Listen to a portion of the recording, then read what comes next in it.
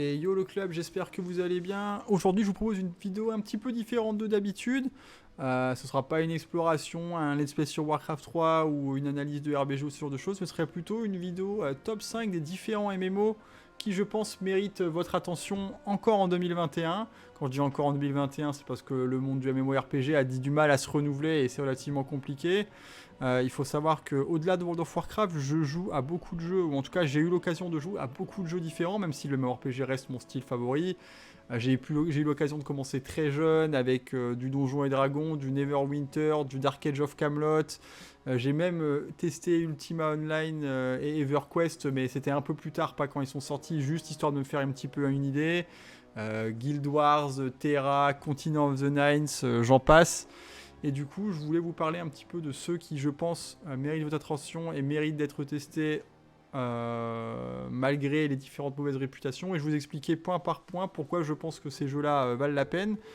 Juste un petit disclaimer, encore une fois, c'était que le MMO que je vais citer, je veux dire que le top 5 est parfaitement subjectif.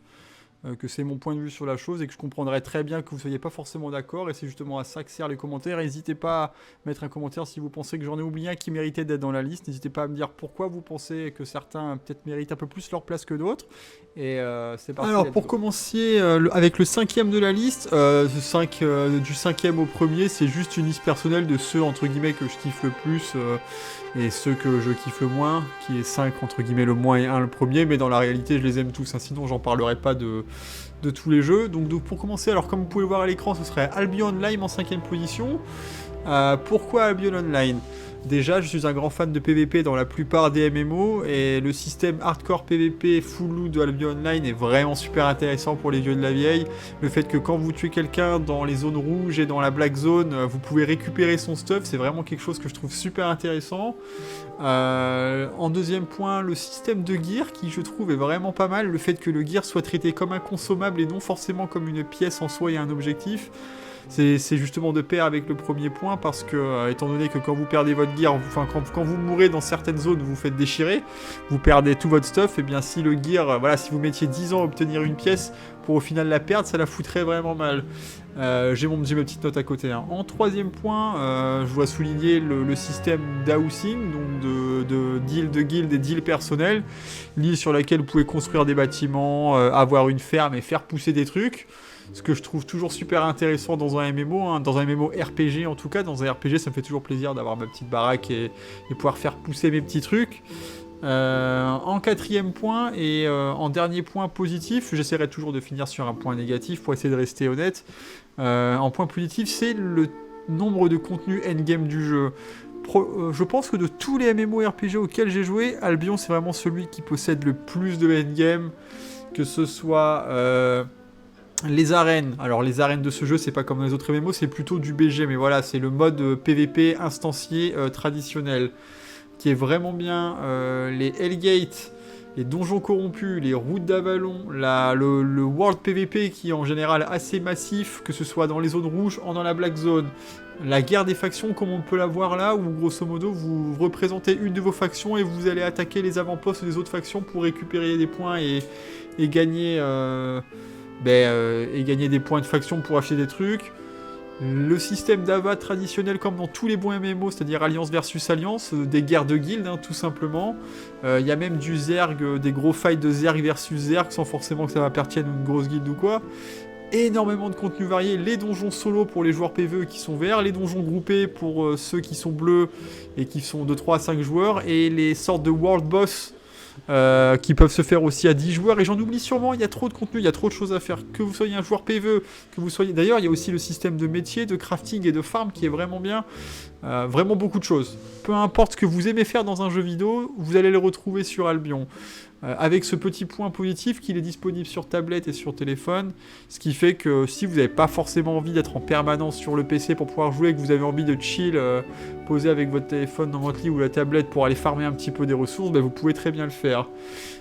Et j'aimerais terminer du coup sur un point négatif qui est que le jeu, du coup, étant donné que c'est un hardcore PVP, il est pas très noob friendly. En général, pour la pérennité d'un jeu et d'un MMO, on va essayer de faire en sorte qu'un maximum de joueurs y jouent, sauf que là, c'est toujours compliqué de faire venir et de faire laisser des joueurs quand tu passes ton temps à te faire déchirer et à perdre tout ton stuff. Le fait que les joueurs qui ont commencé le plus tôt et qui ont rejoint les plus grosses guildes du jeu contrôlent la majorité des zones et les ressources, fait qu'il y a une certaine toxicité au niveau de la communauté HL qui s'est développée. Donc je pense que le contenu vraiment VHL qui concerne que les grosses guildes n'est pas forcément super fun. Et le fait que c'est comme dans tous les bons MMO, hein, malheureusement, il y a du RMT, il y a des bots de partout, mais ça, c'est pas spécifique à Albion, mais ça reste un des points négatifs. On passe pour le 4e. Alors, en 4e position, j'aimerais vous parler du coup de Star Wars The Old Republic, SWTOR comme on l'appelle. Pourquoi SWTOR en 4e position? Eh bien malheureusement je pense que c'est l'un des MMO qui a énormément souffert de son lancement qui était plutôt catastrophique. À l'époque où le jeu il est sorti, ils ont voulu insister sur un modèle économique où l'abonnement était payant, un petit peu comme World of Warcraft, sauf que le jeu n'était clairement pas aussi abouti que WoW pouvait l'être en fait, hein, tout simplement, que ce soit en termes de gameplay, de graphisme ou de contenu, le jeu était un petit peu ric-rac, ce qui leur a valu un très gros backlash de la communauté et qui fait que le jeu est un petit peu tombé dans l'oubli. Mais un peu de la même manière que No Man's Sky, je pense que le jeu mérite qu'on lui redonne sa chance, de par le fait que... attendez, ma petite vidéo. De par le fait que... ils ont vraiment fait tout ce qu'ils ont pu pour se racheter, ils ont vraiment amélioré le jeu, ils l'ont rendu déjà pas mal plus beau par rapport à l'époque, et en plus, ils ont vraiment ajouté beaucoup de contenu. Parmi les différents contenus, que ce soit PvE, PvP, raid, story, tout ce que vous voulez. Ce qui, je pense, fait vraiment la force de ce jeu, c'est son histoire et son système de quête, en fait. C'est que chaque classe que vous allez pouvoir jouer dans le jeu possède une story, une histoire qui est différente. Ce qui fait que pour tout amateur de science-fiction, de l'univers Star Wars et même en général plutôt du lore dans les jeux, ce jeu est vraiment insane. Probablement le meilleur d'ailleurs. Il est en 4e position, mais à ce niveau-là, je le mettrais en première position si on devait prendre seulement la partie leveling. Vous en avez pour je sais pas combien de centaines et de milliers d'heures de jeu, le temps de faire un petit peu tout si vous adorez tout découvrir. Et c'est ce qui fait qu'il mérite pour moi sa place dans ce top 5. Depuis quelques années, que ce soit en termes de graphisme ou de gameplay, je pense que c'est tout ce qu'on peut attendre d'un MMORPG moderne. Honnêtement, c'est plus aussi rigide qu'avant, même si ça reste un petit peu compliqué. Et le fait que toutes les quêtes soient doublées aussi en voice, par des doubleurs professionnels, rend pour moi, ajoute énormément à l'immersion. Un des points négatifs du coup que j'aimerais souligner, un petit point aussi positif que j'ai pas souligné, c'est plutôt la partie communauté. C'est vrai que du coup j'ai pas souligné la partie communauté. Même si c'est un petit peu niche parce que c'est de la science-fiction et que c'est l'univers Star Wars, la communauté de ce jeu est vraiment cool.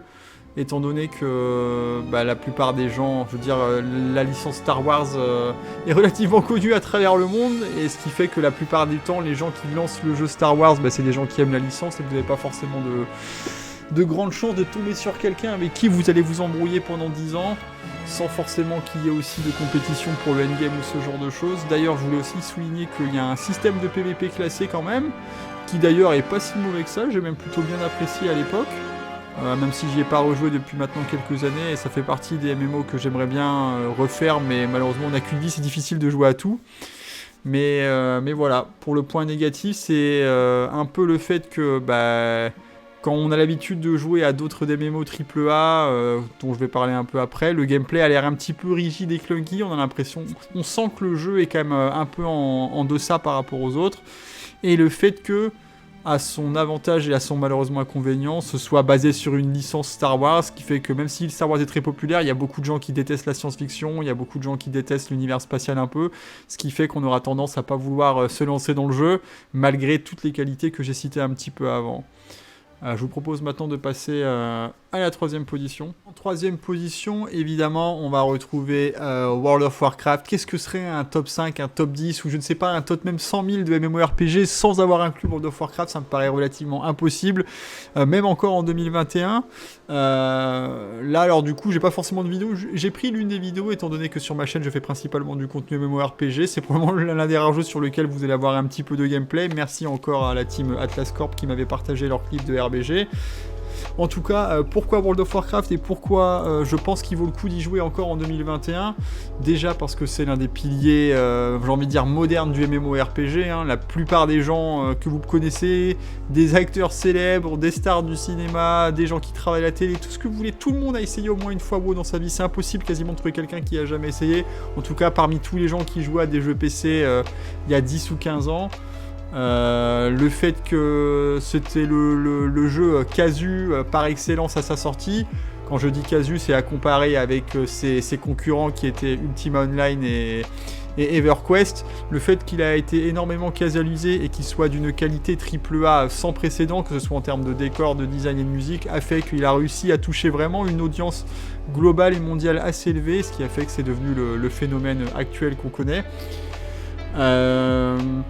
Donc ouais, comme je disais, l'une de ses grandes qualités, c'est l'équipe, j'ai envie de dire, qui crée le jeu, que ce soit les graphismes, le design, la fluidité du gameplay et les musiques. Ça reste un jeu qui sort d'une powerhouse comme Blizzard, Activision Blizzard, et du coup on le sent en fait. Hein. Probablement, je pense que si vous posez la question à n'importe quel joueur de MMO, dans quel jeu tu penses il y a le meilleur gameplay, enfin quel est le jeu avec le meilleur gameplay, la meilleure fluidité, vous allez probablement avoir deux réponses, soit Black Desert Online, soit World of Warcraft, et vous allez probablement avoir beaucoup plus de fois World of Warcraft de par sa popularité. C'est un jeu qui a une histoire monstrueuse, un petit peu comme Star Wars. Hein. Star Wars ça existe depuis les années 70, mais c'est un jeu tiré d'une licence, c'est différent. World of Warcraft c'est sa propre licence en tant que telle. Et moi j'y joue à Warcraft 2, Warcraft 3 depuis que je suis gosse. Je sais pas en quelle année est sorti le 1, probablement dans les années 90, début des années 90, donc ça fait quasiment 30 ans que l'histoire et le lore évoluent. L'une de ses qualités justement est aussi que c'est un jeu qui est devenu un phénomène tellement mondial qu'il y a énormément de transmédia, que ce soit les bouquins, que ce soit les goodies ou tout ce que vous voulez. Énormément de lore dans le jeu et également extra diégétique. C'est ce qui fait vraiment que si vous êtes un passionné de la licence Warcraft, vous en avez pour tous les goûts et pour toutes les couleurs. L'un de ses points forts qui et également pour moi un point faible, c'est son endgame qui est extrêmement varié et qui est assez compétitif, c'est-à-dire que vous êtes un joueur PvE en Mythic Plus ou en Raid, que vous soyez un joueur PvP avec les arènes, les champs de bataille cotés ou les champs de bataille tout court, vous avez de quoi faire. Malheureusement, cet aspect compétitif viendra aussi dans les points négatifs du jeu. En tout cas, endgame et compétitif, c'est que Blizzard a vraiment essayé de se tourner vers des modes de jeu compétitifs et vers l'e-sport, si je puis dire. Ce qui fait que la communauté est devenue relativement élitiste, comme la plupart des jeux qui existent depuis 10 ans. Hein. Plus le jeu commence à vieillir, plus la communauté vieillit et plus les gens deviennent élitistes. Les différents systèmes, que ce soit le RIO ou les HF, ont créé, WoW Progress, Warcraft Log, ont créé en fait des comportements un peu malsains au niveau de la communauté. Ce qui fait que vous avez du mal à apprécier le contenu de groupe. Sans forcément tryhard essayer de rentrer dans une guilde et c'est assez compliqué en fait. Socialement le jeu a perdu ce qui faisait son charme et il s'est un petit peu détourné de l'aspect roleplay qui est littéralement dans le titre. Un MMORPG, role-playing game, ça veut dire jeu de rôle, je tiens souvent à le rappeler. Quand je parle de WoW, je le rappelle toujours, un MMORPG est censé être un jeu de rôle dans la même lignée que Donjons et Dragons sur papier. Malheureusement, World of Warcraft a perdu ça et c'est le plus gros point négatif pour moi. Avec une petite mention spéciale pour l'équilibrage du jeu qui est totalement enroulible. Une extension sur deux, on a soit le meilleur gameplay du monde et l'équilibrage insane, soit le pire équilibrage possible. Toujours assez difficile, mais ça ne doit pas vous empêcher de vous lancer dans l'aventure de WoW, que ce soit la version d'ailleurs Shadowland actuelle ou la version classique, WoW classique ou Burning Crusade classique qui va arriver bientôt. Je pense que ça reste un incontournable du MMORPG qu'il faut essayer tout simplement. Passons à la deuxième position. Alors, en deuxième position, nous avons Elder Scrolls Online. Pourquoi Elder Scrolls Online en deuxième position ? Déjà, évidemment, parce que ça reste un MMORPG AAA avec tout ce qu'on peut en attendre. Hein. Graphisme vraiment cool, bande-son incroyable, gameplay relativement fluide, j'ai même envie de dire fluide plus. Système de classe et de leveling vraiment sympa. Lore qui a quasiment 30 ans maintenant. Il y a des chevaliers, il y a des dragons, il y a des mages, c'est vraiment tout ce qu'on attend d'un RPG traditionnel. J'ai même envie de dire que c'est sûrement celui de la liste qui se rapproche le plus du RPG Donjons et Dragons, ce genre de choses auquel on peut s'attendre, et c'est probablement pour ça d'ailleurs qu'il est aussi populaire. Petite mention spéciale au fait qu'il soit disponible aussi sur Xbox. Ça ajoute toujours une petite plus-value si vous êtes un joueur console et que vous avez aussi envie de vous lancer dans les MMORPG. J'ai toujours trouvé personnellement ça très bien. Il y a énormément de doublage, j'ai envie de dire quasiment 100% des quêtes du jeu, même les quêtes secondaires sous-doublées. Encore une fois, petit point immersion bonus, parce que c'est vraiment agréable de se balader dans un monde où chacun des PNJ, quand vous passez à côté, vous leur cliquez dessus, interagissent avec vous. Même si ce n'est que 3 ou 4 lignes de dialogue, pour moi ça ajoute vraiment une grosse plus-value au jeu. Par rapport aux autres, le endgame est relativement plus soft. Mais c'est quand même, je pense quand même que ça va faire partie des points positifs, parce qu'il y a 8 raids qui se font à 12, il y a trop de donjons, je sais plus combien, 45 plus probablement, avec différents modes de difficulté, normal et vétéran, qui est l'équivalent de hard mode dans tous les autres jeux. Et il y a l'arène, qui est un mode de jeu PvE solo, où le but c'est d'avancer le plus loin possible dans une sorte de donjon un peu illimité, de pouvoir survivre à des vagues de monstres infinis. C'est vraiment sympa pour tous les joueurs un petit peu tryharders et compétitifs. Le PVP de ce jeu est pas non plus en reste. Il y a Cyrodiil qui est un mode de campagne permanent de grosses guerres, de batailles géantes avec des châteaux et des prises de position et d'avant-poste entre les 3 factions. Et il y a les BG, enfin les champs de bataille traditionnels où c'est des captures de points. D'ailleurs j'ai pensé, c'est l'un des rares MMO qui propose un système de trifaction, un petit peu comme Dark Age of Camelot pour ceux qui se rappellent à l'époque, qui je pense pour moi est le modèle que tous les MMO devraient suivre, parce que avoir un mode binaire Horde versus Alliance pour faire la comparaison avec WoW, il y a forcément plus de gens qui vont aller d'à côté, ça va créer un gros déséquilibre au niveau du gameplay des différents modes de jeu et c'est jamais vraiment fun. Là le système de trifaction pour moi de ce jeu est vraiment plus intéressant, parce que peu importe la domination d'une faction ou d'une autre, bah, les deux autres peuvent juste s'allier et se mettre ensemble au moins le temps d'un event pour aller blaster la dernière qui domine un petit peu trop et qui contrôle le plus de territoire. Ça ouvre la porte à un petit peu de la politique dans le jeu, à de la trahison et ce genre de choses, et ça j'aime vraiment bien. Dernier point extrêmement positif, la raison pour laquelle j'ai beaucoup apprécié ce jeu quand je m'y suis mis, c'est l'itémisation horizontale. L'itémisation horizontale, grosso modo, c'est qu'arrivé à un certain cap, qui est champion 160, ou en tout cas c'était comme ça le cas il y a encore 6 mois, je sais pas si c'est toujours le cas ou si ce sera toujours le cas pour la prochaine extension Blackwood, mais vous ne pouvez pas avoir de gear qui est plus puissant. C'est-à-dire que les seules choses qui vont améliorer votre gear, déjà c'est la qualité du gear, c'est-à-dire s'il est bleu, violet ou légendaire, et c'est les différents bonus de set. Le fait d'aller chercher un item dans le jeu, c'est pas juste d'aller chercher un item qui est de plus en plus puissant comme dans les autres jeux, et à chaque patch il y a de nouveau des items de plus en plus puissants et ça ne s'arrête jamais, la course éternelle au loot. C'est vraiment d'aller chercher les différents bonus de set qui vous intéressent parmi les différentes activités. 3 pièces du stuff PVP, 2 pièces d'un stuff de raid, une pièce de stuff arène, énormément de petites choses comme ça qui va vous permettre de personnaliser votre personnage et qui rend ça super intéressant en tout cas pour moi, et qui me réchauffe mon petit cœur de joueur de RPG, parce qu'on trouve plus beaucoup de jeux qui ont les balls de faire ce genre de choses. Parmi les points négatifs, en vrai il n'y en a pas forcément beaucoup, mis à part la monétisation et le nombre d'extensions. C'est-à-dire que si vous vous lancez dans Elder Scrolls Online parce que vous avez adoré Oblivion, Morrowind ou Skyrim, que sais-je, et que vous dites tiens j'aimerais bien faire la guilde des voleurs ou la main noire ou ce genre de choses, bah, vous allez très vite vous rendre compte que sans payer vous allez pas y avoir accès.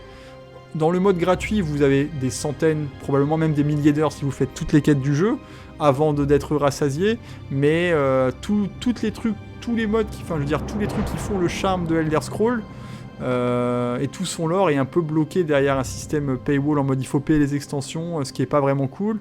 Par contre, petit truc qui redore un petit peu le blason pour moi à ce modèle là, c'est qu'en réalité si vous payez l'abonnement vous avez accès à tous les trucs qui sont bloqués au moins le temps que l'abonnement est actif, et vous accumulez des couronnes, donc qui est la currency de ce jeu, ce qui fait que dès que, voilà, par exemple, moi j'avais pris 1 mois d'abonnement tout simplement pour pouvoir faire justement la main noire et la guilde des voleurs et différentes autres guildes qui étaient bloquées. J'avais terminé, j'étais super satisfait, j'avais tout débloqué, tout fait. Une fois que ce mois il était terminé, j'ai arrêté mon mois d'abonnement et avec les couronnes que j'avais obtenues, j'ai acheté une extension que j'avais pas et que j'avais envie de faire. Donc honnêtement, je pense qu'en essayant d'optimiser un peu, on peut avoir quasiment accès à tout pour pas trop cher, et je trouve que c'est plutôt bien. Je vous propose maintenant de passer au premier de cette liste de ce top 5. Final Fantasy XIV. Alors, pourquoi Final Fantasy XIV en première position? Par rapport à tout ce que j'ai dit avant, par rapport à tous les autres jeux, voilà, c'est Square Enix, c'est Final Fantasy, une licence extrêmement populaire de partout, une qualité AAA, que ce soit dans tout en fait, gameplay, design, tout ce que vous voulez. Un système de leveling bien plus fun et intéressant que la plupart des autres jeux que j'ai cités avant. Pourquoi je mets celui-là un petit peu? Parce que il n'y a pas forcément de classe particulièrement dans le jeu, mais on appelle ça plutôt des jobs. Et vous avez accès à tous les jobs avec un seul personnage. Moi, c'est quelque chose que j'adore. J'aime bien faire des rerolls de temps en temps sur des jeux, mais le fait que toutes les différentes classes du jeu soient accessibles à un seul personnage et qu'il faut simplement changer de job et remonter un petit peu les levels sur le nouveau job, ça rend ça super intéressant, sachant que chaque job en plus a des quêtes pour pouvoir vous apprendre, samouraï, ninja, occultiste, tout ce que vous voulez. Ça rend vraiment le leveling extrêmement intéressant.